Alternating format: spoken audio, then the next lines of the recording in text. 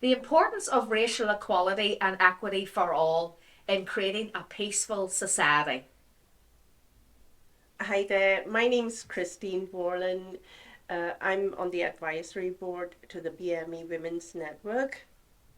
Reflecting back, what has living in Northern Ireland been like for minority ethnic communities over the last few decades? I'll start from the beginning. I came to Northern Ireland in the 90s. I'm originally from Singapore and lived in the Middle East prior to that.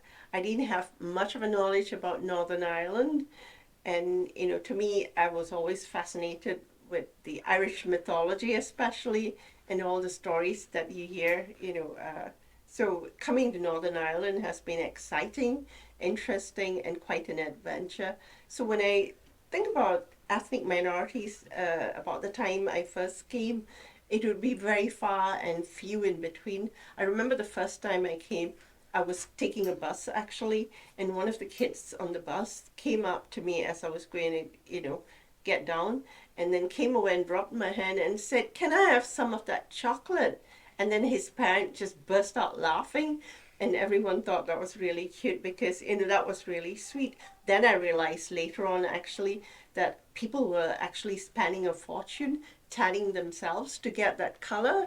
So found it really interesting that whereas where I came from in Singapore, people will try to whiten themselves by creams and bleaching stuff and things like that, and umbrellas to keep themselves shaded. But so it was a real contrast.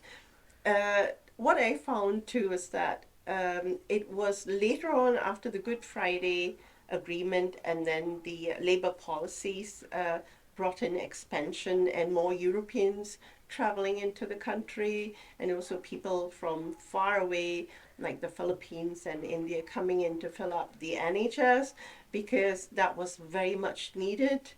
I would say that's because they weren't recruiting as much student nurses to fill up the need. And what was happening was that with an aging population, nurses were retiring, and there was no one else to make it up. So they had to kind of introduce nurses coming into the country and all that. There seems to have been some problems with healthcare sector workers where they faced some form of discrimination, or some incidences have happened which you hear about in the news. Culturally things have changed actually, where what used to happen before has been redirected more towards minorities in certain areas, not in all areas, just in certain areas. So I think cultural attitudes now needs to be addressed and then changed through policy making, which would help create a better cohesive society. And another thing that I'm involved in, is shared voices with good relations. And then I do a lot of talking in school with school children and all that to info to kind of raise awareness of different cultures that exist in the borough now, and how we can all help understand each other's differences, for a positive change. So my journey has been very good all along. So what I would say is, in lieu of everything happening, at present with different ethnic minorities and all that, this, you know, racial equality strategy for, equity is very important and much needed. How can we ensure that minority ethnic women's voices and experiences are included in policy and decision making?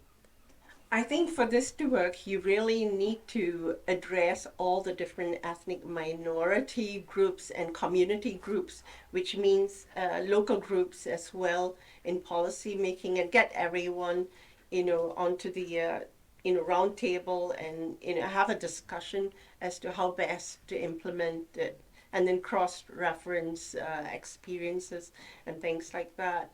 I mean, with where I am, I mean, I'm a professional nurse, but I've been involved in the suicide bereavement families in Fasa over in Shankill over the years, way back in 2008 onwards, for about a decade or two.